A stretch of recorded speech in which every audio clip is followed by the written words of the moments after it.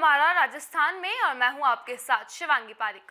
तो चलिए बुलेटिन की शुरुआत करते हैं, लेकिन उससे पहले नजर डालते हैं हेडलाइंस पर। गुर्जर आरक्षण आंदोलन में राजस्थान जाम हुआ तो पहले ये रेल और सड़क मार्ग होंगे प्रभावित।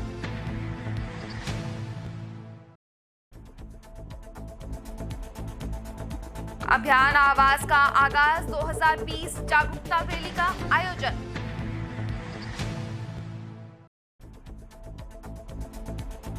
स्कूल बस से डीजल बैटरी व टूल्स चुराने पर एक व्यक्ति को पकड़कर पुलिस के किया हवाले। और अब खबरें विस्तार से।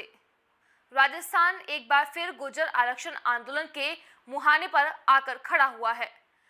गुर्जर समाज ने सरकार पर वादा खिलाफी का आरोप लगाते हुए एक बार फिर से आंदोलन की हुंकार भरती है।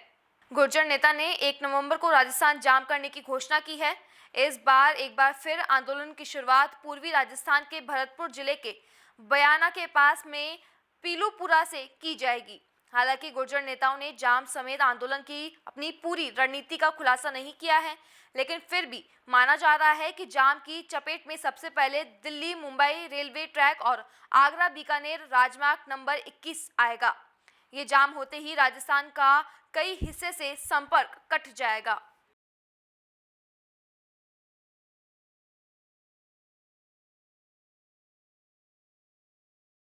और अब खबर बीकानेर के कोलायत से, जहां अंबेडकर सर्किल पर बुधवार रात्रि को अज्ञात लोगों ने डॉक्टर भीमराव अंबेडकर की मूर्ति को नुकसान पहुंचाया। इस संबंध में सूचना मिलने पर कोलायत के प्रशासनिक अधिकारी व पुलिस स्टाफ मौके पर पहुंचे और मौके का मुआयना किया। इस संबंध में दलित समाज व ग्रामीणों ने विरोध में पुलिस प्रशासन ने कोलायत सरपंच प्रतिनिधि पन्नाराम पवार की रिपोर्ट पर अज्ञात लोगों के खिलाफ मामला दर्ज कर जांच में जुट गई है। इस संबंध में एडिशनल एसपी ग्रामीण सुनील कुमार भी मौके पर पहुंचे और लोगों की मांग पर कस्बे में कैमरे सही करवाने, आरोपियों के खिलाफ मुकदमा दर्ज कर आरोपियों की गिरफ्तारी सहित सभी मांगे मान ली है। फिर भी ग्रामीणों ने प्रतिनिधि मंडल के द्वारा धरना नहीं उठाया गया और यह धरना आज दूसरे दिन भी जारी रहा। ग्रामीणों ने आरोपियों को जल्द से जल्द गिरफ्तारी करने की मांग की है। अगर जल्द गिरफ्तारी नहीं होती है तो उग्र आंदोलन बीकानेर कलेक्टर तक पैदल मार्च की चेतावनी भी दी है।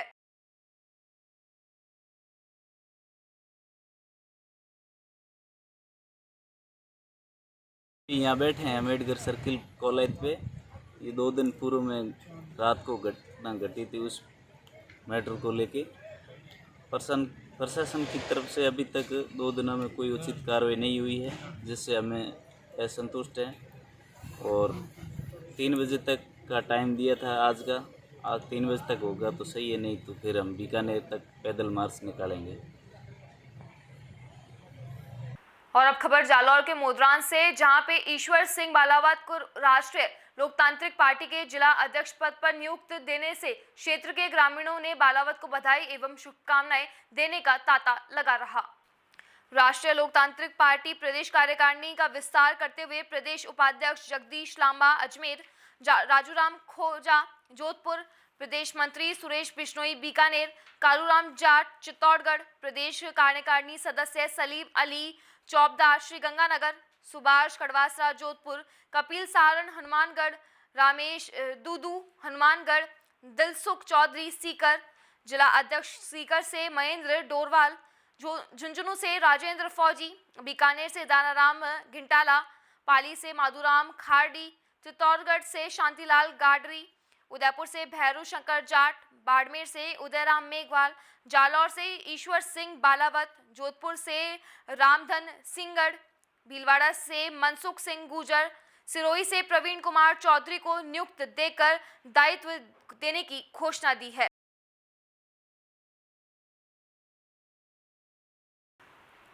और अब खबर भीलवाड़ा से, जहां प्रस्तावित पंचायत राज चुनाव की तैयारियों को लेकर आज भीलवाड़ा जिले की चुनावी प्रभारी एवं पूर्व मंत्री अनीता भदेल ने भाजपा जिला कार्यालय में चुनाव की रणनीति को लेकर पदाधिकारियों की बैठक ली। बैठक के दौरान उन्होंने प्रत्येक पंचायत समिति क्षेत्र और जिला परिषद क्षेत्र के 3-3 नामों के पैनल की लिस्ट भी मांगी।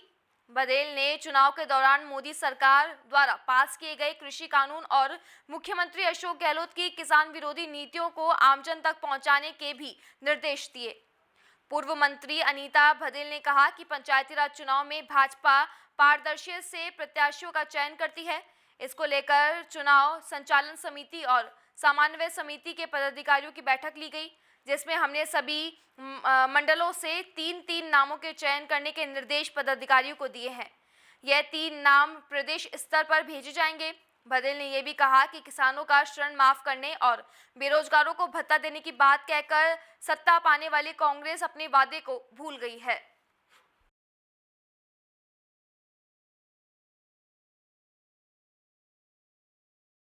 जो वादा करके कांग्रेस सत्ता में आई थी, चाहे वो बेरोजगारों को बेरोजगारी भत्ता देने का वादा हो, चाहे किसानों को 24 घंटे बिजली आपूर्ति की बात हो, चाहे किसानों के कर्जा माफ़ करने की बात हो, चाहे किसानों को कृषि कनेक्शन देने की बात हो, लेकिन एक भी वादा कांग्रेस सरकार ने पूरा नहीं करा।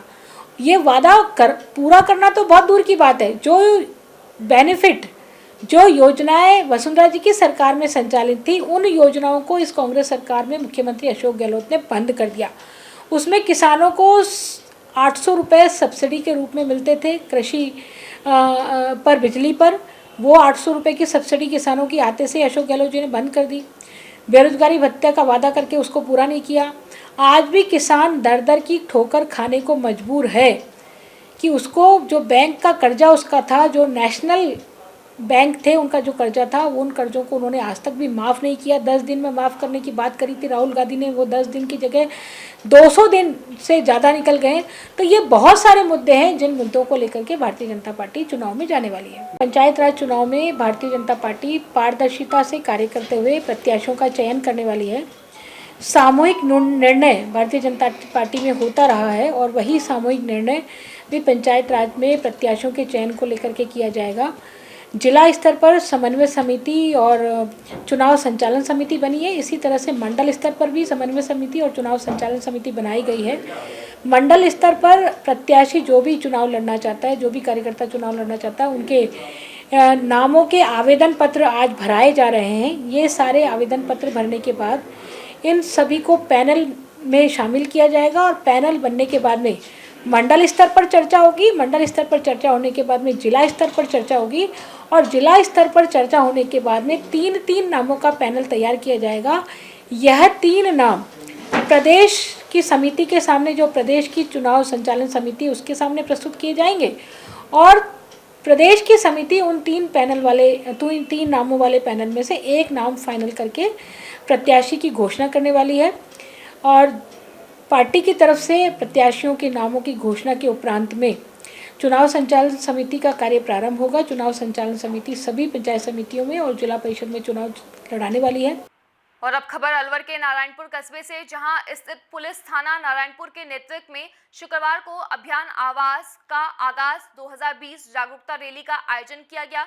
इस कार्यक्रम में सीओ बलराम मीणा, थाना अधिकारी सुरेश सिंह पहाड़िया, नायब तहसीलदार कैलाश चंद पोसवाल, नारायणपुर ग्राम पंचायत सरपंच मन्नी देवी, विजयपुरा सरपंच मोहन लाल, चंदनपुरी सरपंच मिश्री देवी, कोलाहेड़ा सरपंच अमित यादव, गढ़ी सरपंच धापली देवी, नारायणपुर उप सरपंच प्रकाश अग्रवाल, चंदनपुरी उप सरपंच मंजू देवी, सरपंच पति प्रहलाद राम सैनी, सरपंच प्रतिनिधि भवानी शंकर सैनी सहित आंगनबाड़ी कार्यकर्ता, आशा सहयोगिनी तथा महिलाओं द्वारा जागरूकता बैनर लेकर तथा राजस्थान पुलिस बैंड द्वारा जागरूकता करते हुए अभियान आवास का आगाज 2020 के अंतर्गत महिला सुरक्षा एवं सम्मान, अपने अधिकारों एवं कानूनों के प्रति सजग, लैंगिक समानता, महिला अपराधों में कमी, युवा में नारी सम्मान के महत्व को समझाना आदि को लेकर पुलिस थाने से रैली का शुभारंभ कर पीरजी का मोहल्ला, पुरुषोत्तम मार्केट, मुख्य मार्केट होते हुए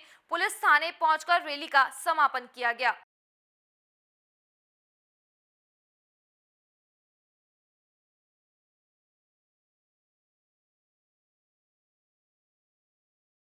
और अब खबर जयपुर से, जहां जयपुर के झोटवाड़ा क्षेत्र में रावण गेट में श्री श्याम आभूषण भंडार का भव्य शुभारंभ विमल सोनी, अध्यक्ष श्री श्याम सेवा संघ मानसरोवर जयपुर के द्वारा किया गया।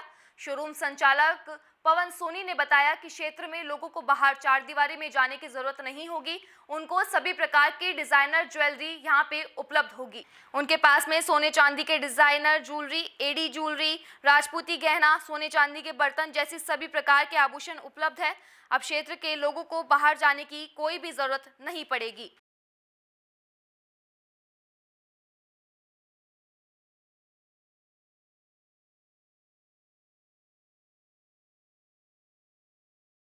और अब खबर बारा के हरनावदा शाहजी कस्बे से, जहां जिला कलेक्टर इंद्र सिंह राव के नेतृत्व में कोरोना आपदा को लेकर जागरूकता पदयात्रा निकाली गई। इस दौरान कस्बे में जागरूकता पदयात्रा के माध्यम से कस्बे के मुख्य बाजार में फेस मास्क का वितरण करते हुए आमजन को कोरोना आपदा से बचाव संबंधी जानकारी देकर जागरूक किया गया। कलेक्टर ने ग्राम पंचायत भवन में प्रेस वार्ता में बताया कि कोरोना महामारी का बचाव ही एकमात्र उपचार है। जिला स्तर पर जांच संबंधी जानकारी देते हुए बताया कि जांच सुविधा स्वीकृत हो चुकी है, मशीन आ चुकी है। 15 नवंबर से जांच सुविधा चालू हो जाएगी। जिले में कोरोना को लेकर भी वर्तमान में हमारी बहुत अच्छी स्थिति है। सितंबर से अक्टूबर में कम केसेस आए थे। 3-4 दिनों में ऐसे रहे जब केस बिल्कुल भी जीरो रहे हैं। इस संबंध में जानकारी देते हुए कलेक्टर राव ने बताया कि दीपावली के समय भी भीड़ भाड़ से हमें आर्थिक सतर्क रहना होगा। 3 से 4 कामों का विशेष ध्यान रखते हुए मुंह पर मास्क लगाना, बार बार हाथ धोना, एक दूसरे से दूरी बनाए रखकर हम इस पर विजय पा सकते हैं। वहीं थाना अधिकारी के आग्रह पर एसडीएम सरबंस सिंह राठौर ने ग्राम पंचायत परिसर में आवास का आगाज करते हुए बताया कि हमने अपने बच्चों के प्रति सजग रहना होगा। कई बार बच्चे पढ़ाई व अन्य कई समस्याओं को लेकर कुंठित हो जाते हैं। माता पिताओं को उनकी समस्याओं से समझना चाहिए। एक अच्छे माता पिता की भूमिका निभाते हुए उनसे बातचीत कर समस्या का निवारण करना चाहिए। आंगनबाड़ी कार्यकर्ता व सहयोगियों को भी लोगों को जागरूक करने की जानकारी दी गई। सरपंच दीपिका पातेरा ने जानकारी देते हुए बताया कि बड़े बड़े कानून होने के बाद भी आज क्राइम बढ़ता जा रहा है। ऐसे में हम सभी को सजग रहना होगा। हमें भले और बुरे की पहचान करनी होगी। महिलाओं को जानकारी देते हुए बताया कि गुड टच व बैड टच क्या होता है, इसे हमें समझना होगा। मांग की गई कि अन्य जगहों पे के तरह के कस्बे में महिलाओं के लिए सेल्फ डिफेंस की ट्रेनिंग दी जाए तथा थाना अधिकारी रविंद्र सिंह ने बढ़ते अपराधों की रोकथाम हेतु जानकारी प्रदान की।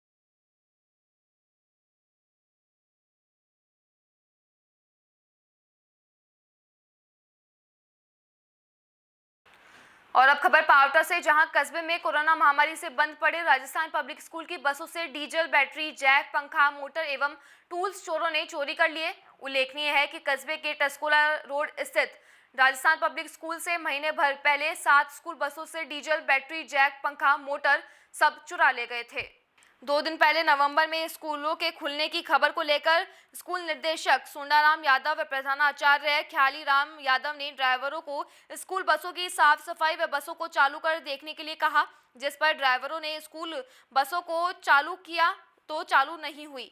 चेक करने पर पता लगा कि बस से डीजल, बैटरी गायब है। वहीं चेक करने पर स्कूल से पंखे, मोटर भी गायब मिली, जिस पर स्कूल चौकीदार से पूछताछ करने पर गार्ड रूम के टके कपड़ों में डीजल से बदबू आने पर पूछने पर उसने अपने पास से भोमाराम का आना व रुकना बताया, जिस पर स्कूल स्टाफ द्वारा भोमाराम से पूछताछ करने पर उसने बसों से डीजल निकाला, जैक, बैटरी बेचने की बात कही, जिस पर उसके द्वारा बताई गई जगह पर जाकर बसों से चुराई बैटरी व एक जैक, पंखे, मोटर बरामद किए गए। वहीं करीब 550 लीटर डीजल ट्रकों वाले को बेचने की बात कही। वहीं स्कूल निदेशक सुंदराम यादव ने एवं प्रधानाचार्य ख्याली राम यादव ने बताया कि अभी स्कूल पूरी तरीके से लगा सामान चेक किया जा रहा है। कक्षाओं को बंद हुए बहुत समय हो गया है और 1 महीने पहले से ही यह चोर स्कूल में चोरी की वारदात को अंजाम दे रहे हैं, इसलिए चेक करने पर ही चोरी का सामान बता पाएंगे। वहीं स्कूल स्टाफ ने पकड़े गए व्यक्ति को प्रागपुरा पुलिस के हवाले किया। वहीं कस्बे में 2 माह से चोरी काफी सक्रिय हो गई है। चोरों की छोटी बड़ी काफी घटनाएं हो चुकी है। चोर आसानी से लगे तालों को चटकाकर घटनाओं को अंजाम दे रहे हैं। छोटी मोटी घटनाएं तो आम बात हो गई है। कभी चाय की दुकान तो कभी सुनसान मकान तो कभी बड़ी दुकानों में चोर अपना निशाना बनाते हैं। बढ़ती चोरी की घटनाओं से लोगों में भय है। पुलिस के प्रति आक्रोश भी अब नहीं बना रहे हैं।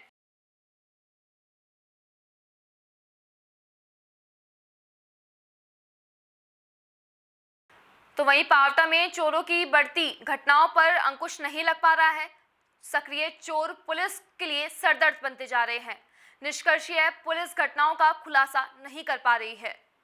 गुरुवार की रात्रि कस्बे में सर्विस रोड पर स्थित एक जियो कंपनी डिस्ट्रीब्यूटर की दुकान का ताला तोड़कर चोर कंप्यूटर व कुछ मोबाइल जियो रिप्लेस होने आए थे, वो चोरी करके ले गए। सुबह दुकान पड़ोसी बद्री चौहान ने दुकान का ताला टूटा हुआ देखा तो इसकी जानकारी दुकान मालिक व प्रागपुरा थाने में दी, जिस पर दुकान मालिक रतन लाल पुत्र शंभू दयाल महावीर निवासी प्रागपुरा अपनी दुकान पहुंचे। तो वहीं प्रागपुरा थाना सीआई दिलीप यादव व कांस्टेबल मनोज भी मौके पर पहुंचे, जहां मौके का मुआयना कर चोरों की तलाश जारी है।